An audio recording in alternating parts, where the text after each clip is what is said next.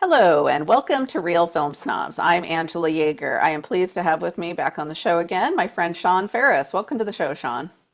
It's great to be here. Good to see your face. I'm You excited to talk too. about some movies again.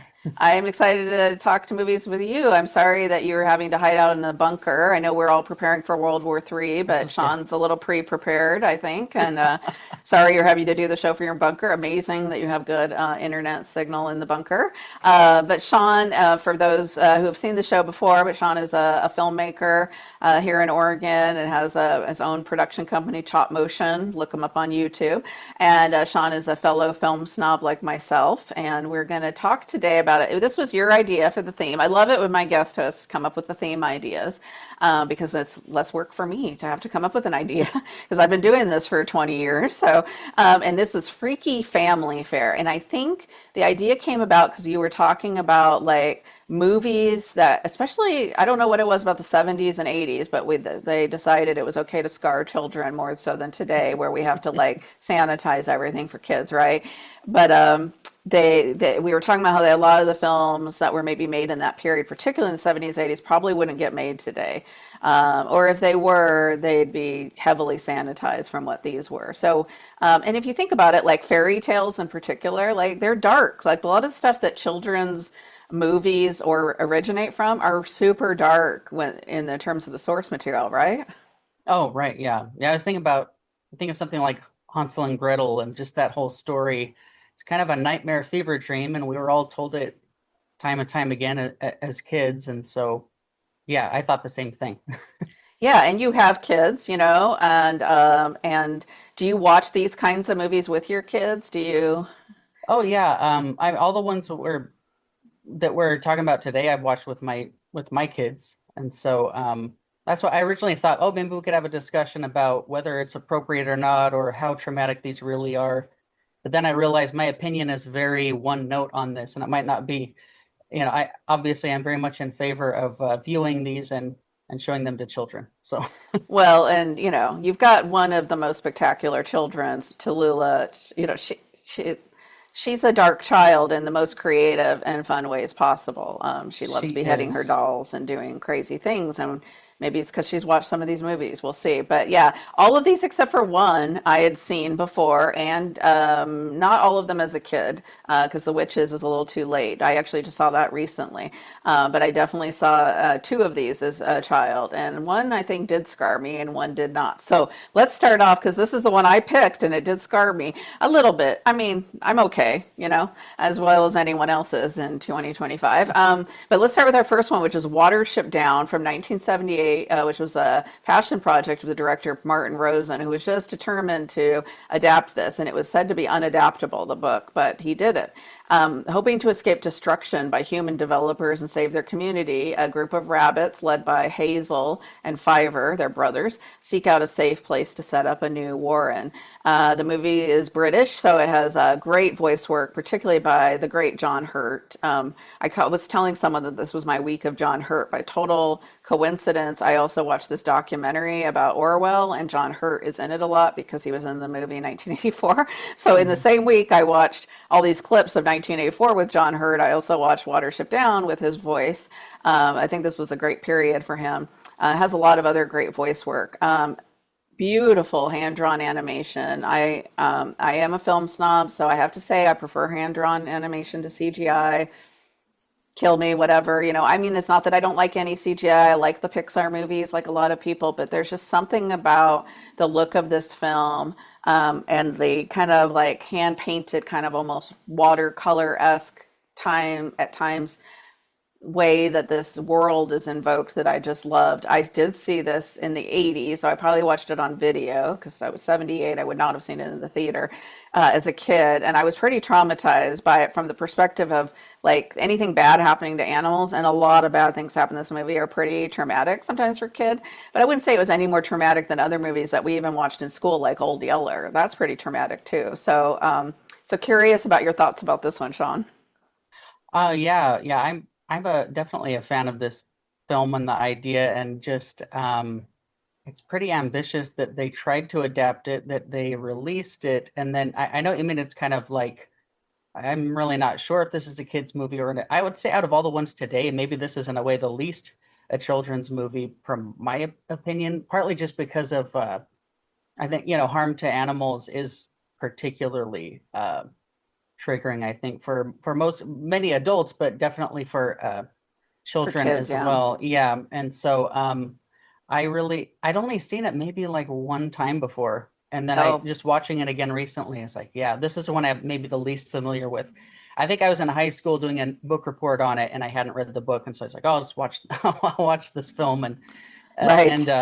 anyway, but the whole idea of the starting with the source material is kind of strange when you think about it. Just telling this story from the perspective of prey, it's kind of like the author was kind of answering the question nobody asked of, well, what would the creation myth of rabbits be, and their whole kind of language and this Right. quasi, and the whole story is kind of almost kind of biblical in some ways, Hmm. like they have to leave their homeland, and there are these tribulations, this kind of almost like cursed group of animals who, anyway, and so that aspect Yeah, of it I was just, love that biblical. Yeah, that was great. I'm glad you brought that mhm. up.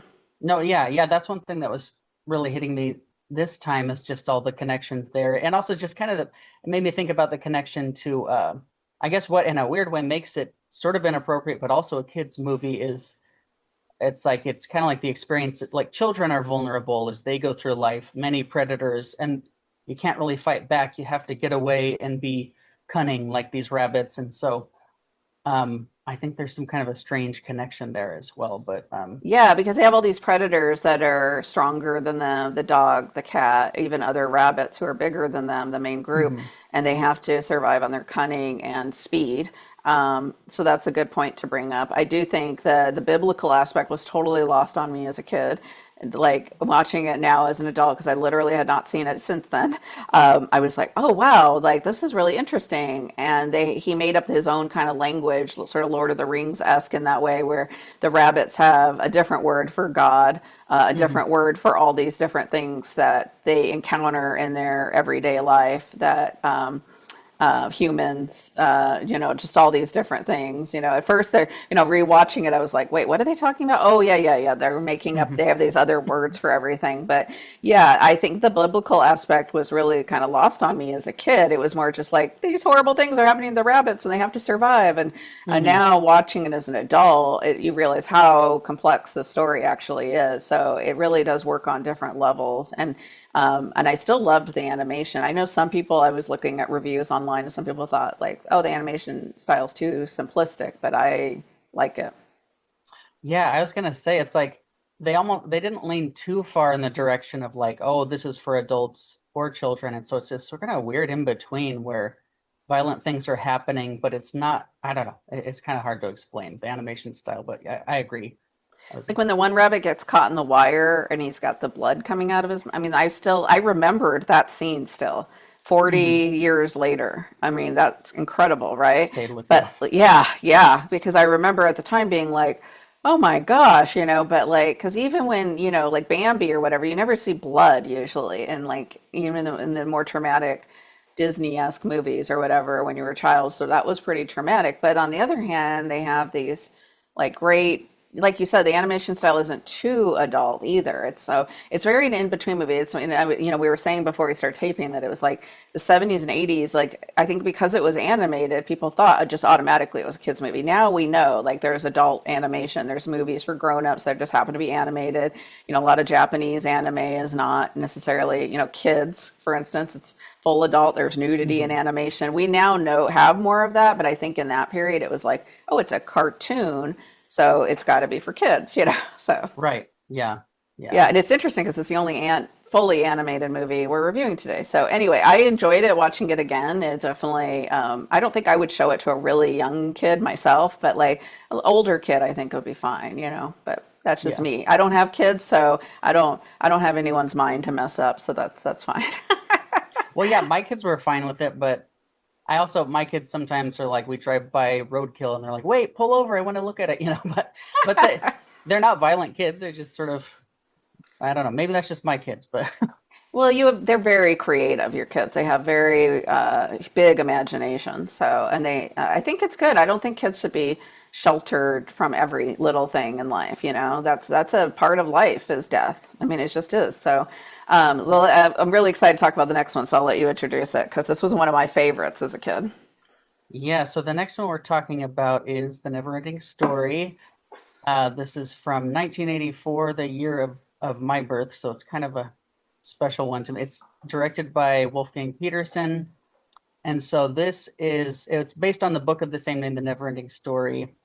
And so this is telling the story of kind of an unusual kid at school who comes upon the book of The Neverending Story, and he starts to read the story of this warrior Atreyu who's having to defend the place he lives, Fantasia, from this dark force called the Nothing. And so, as the main character in the film is reading the book, of course, he starts to become immersed in it in a very personal way. And so, this movie, the last, yeah, it's probably somewhere in my DNA. I can't remember a time when I didn't know what this movie was, or watching it several times. I saw it at a very young age, and obviously I'm a big fan. In the 80s, it was sort of the heyday of there's a lot of strange, whimsical fantasy films that had puppets and that had stop motion practical effects and all kinds of that kind of stuff that really informed, I think, in a visionary kind of way, something, at least in my psyche and many people in my generation, there's things like this and Labyrinth and Dark Crystal. All of these things I came was out. going to bring up Labyrinth and Dark Crystal as well, and obviously for you as someone who works in stop motion and animation as well, it's got to be a huge influence, these types of films. Definitely, yeah. And so it's like, of course, I think a good movie should be more than just the technique and the effects and that kind of stuff. And so one thing I like about Neverending Story is it really has a very, it's dealing with some pretty heavy themes, like with the nothing.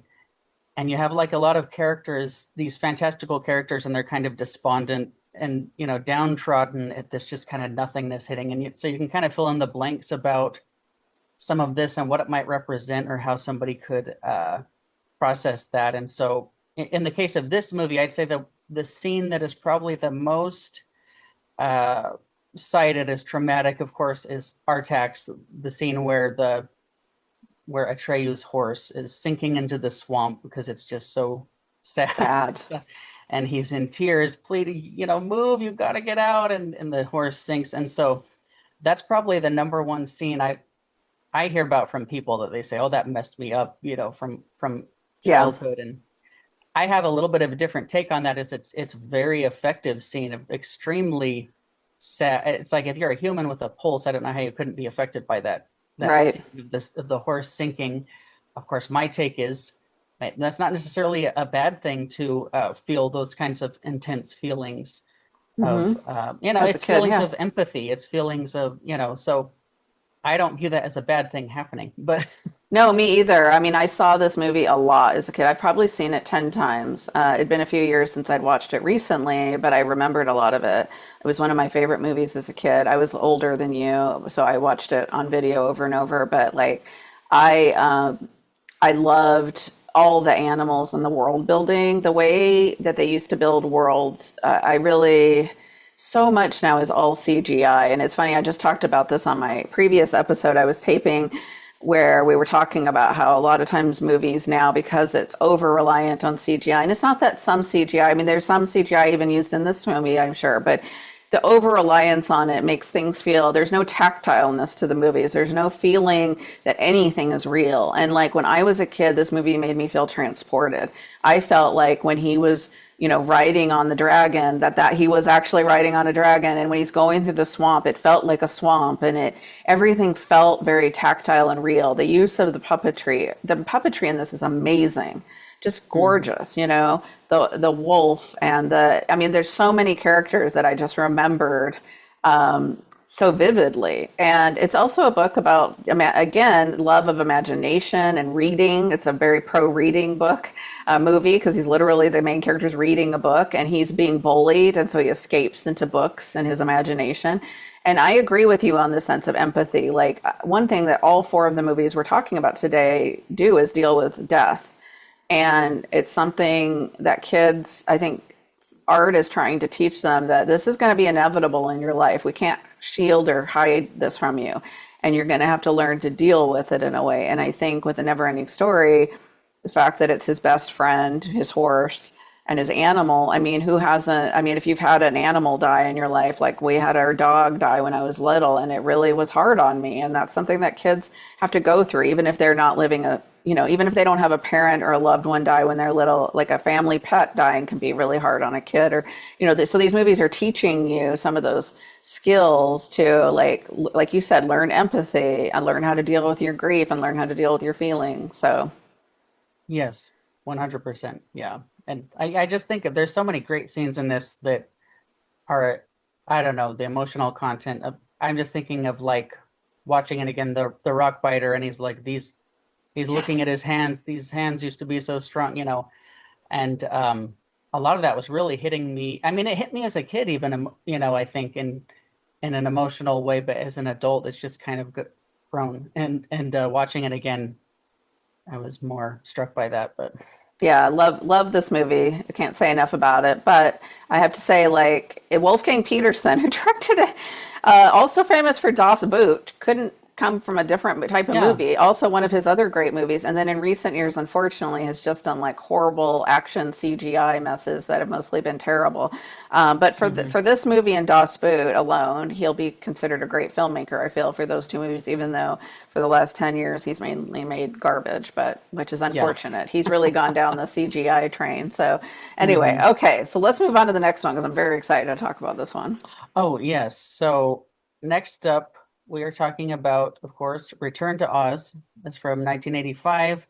It's directed by Walter Murch, who is actually noted more as being an innovator in the world of like film editing, sound editing. But this was a feature that he actually directed. It's not a direct sequel to Wizard of Oz, but in a way it kind of functions the same way because we're picking up with Dorothy.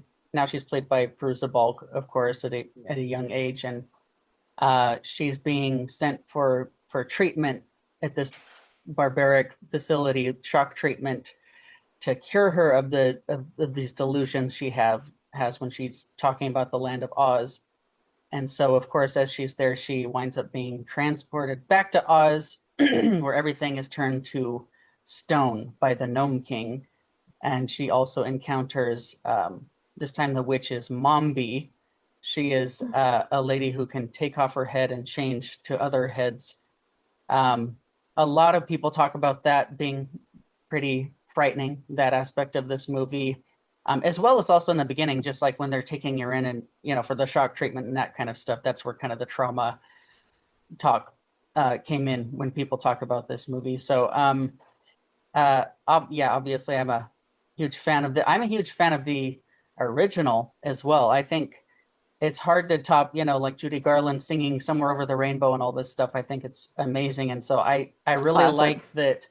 Yeah, it's like I like that if they weren't necessarily trying to bother recapturing the kind of MGM big musical kind of it would have just been a Mhm. failure if they had tried to do that. So they kind of go a little bit more inward and kind of in a way more small scale, like her returning to Oz and everything's just sort of calcified. It's I don't know. I just think it's just different enough, but there's enough in common that it really works. So I love both Wizard of Oz and Return to Oz, kind of for almost in a way different reasons. But Uh, yeah. So yeah. What did I want to know what you think though? Because you said it's the first time you'd I'd watched never seen this. it. Yeah, I don't know why, because 85 would have been, I was a kid. I could have seen it. I don't know why I never watched it.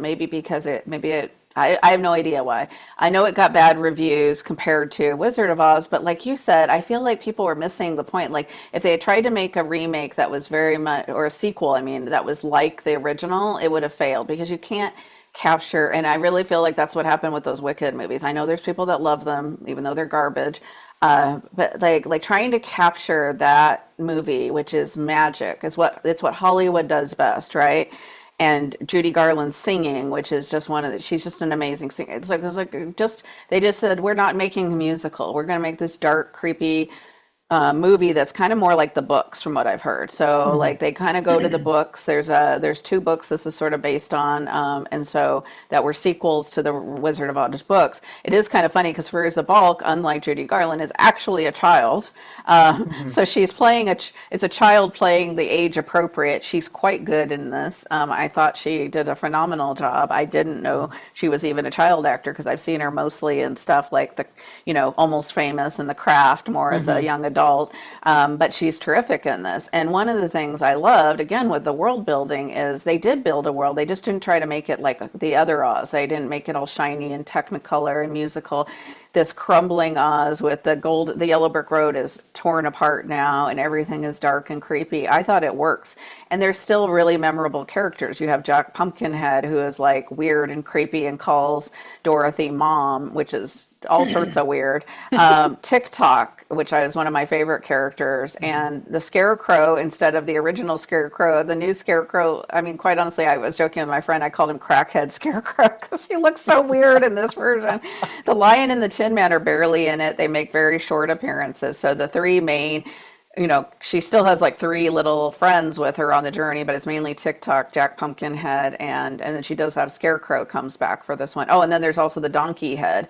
Talk about weird. There's like a donkey's head that was mounted on a wall, and she makes it come to life. So then you have this like donkey head talking, and Mamba, like you said, is this crazy character who replaces her head over and over. So there is very dark stuff in here, but it's still whimsical, and I love the touches of it. But yeah, it's really it's kind of dark stuff. Like she's being sent to a therapist who's going to do horrible things to her, and then that's some really dark things, especially for this time period. I feel like a movie. I think there's a reason it has a really strong cult following now. Like there's so much around like kids' mental health and everything, and trying to cure kids who are imaginative. And I Hmm. feel like the movie has aged really well in terms of the themes. It's really unfortunate Walter Murch never directed another movie after this one. Yeah. Of course, he's a famous editor, but he edited Apocalypse Now and the Godfather movies and all these great movies. A very different type of theme here. But I think they just went.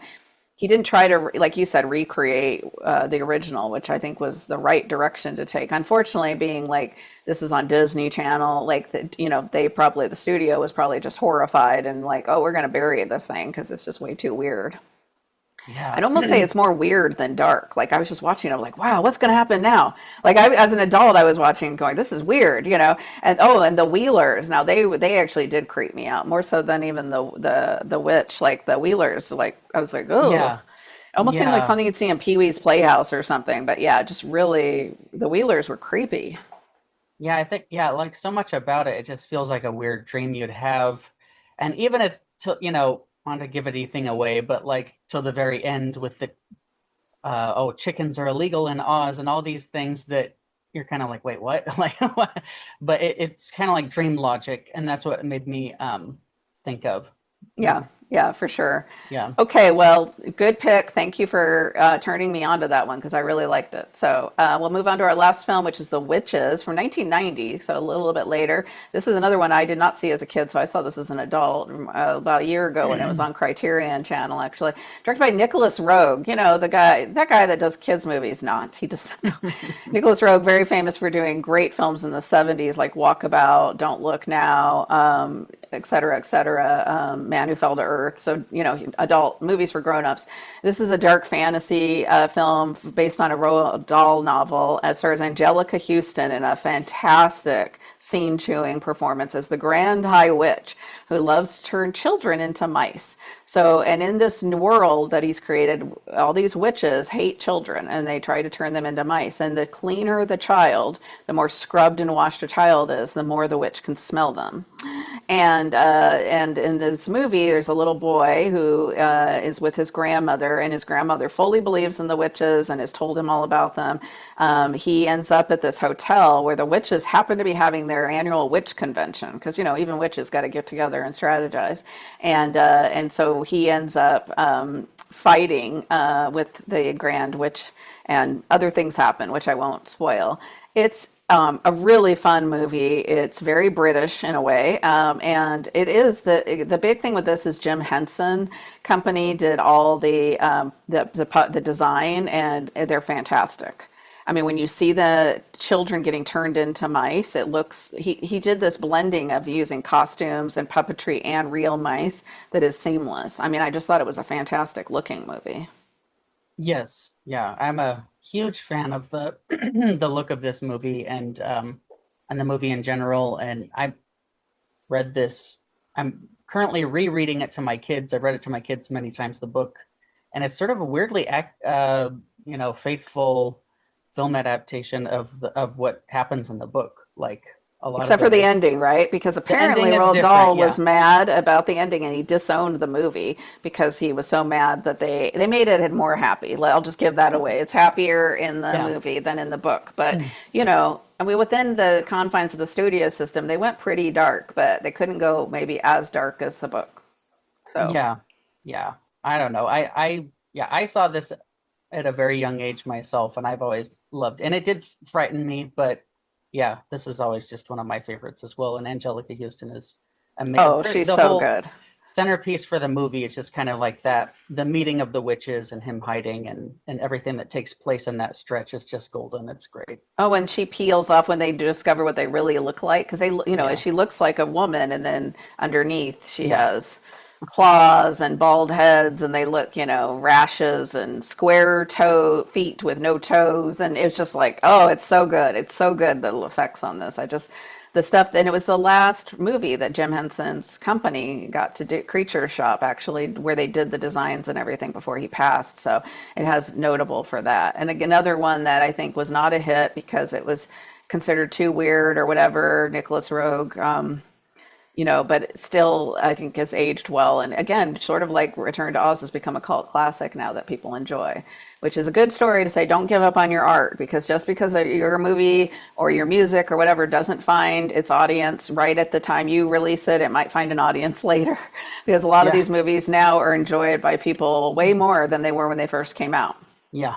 Well, yeah, it's 50 years of Rocky Horror Picture Show is this year. Right. I heard they're celebrating that. They're still showing it, and Yeah, and it was yeah, a huge bomb when it came out, yep, right? So, I mean, all of these movies, I think Neverending Story was actually a hit, and I think maybe even Watership Down was, but The Witches and Return to Oz were huge box office bombs, but people are still watching them. You see it on Letterboxd, and people in their 20s are discovering these films and going, oh my gosh, these are great, and people are showing to them their kids again, so like you are. So I think, good art will survive, I think. So, and that's the lesson for our yes, Freaky Family Fair episode. So yes. thanks for giving me a chance to watch these movies again, Sean, and especially turning me on to Return to Oz. I love it when someone shows me a movie I hadn't seen before and gives me an excuse to watch it for doing this show. So thank you very much for being Awesome. on. Thank Um, you. and thanks to our viewers at home. And as always, go to our website, reelfilmsnubs.com, subscribe on YouTube to our show so you always know when there's a new episode. Have a great day and great movies. Bye. Bye.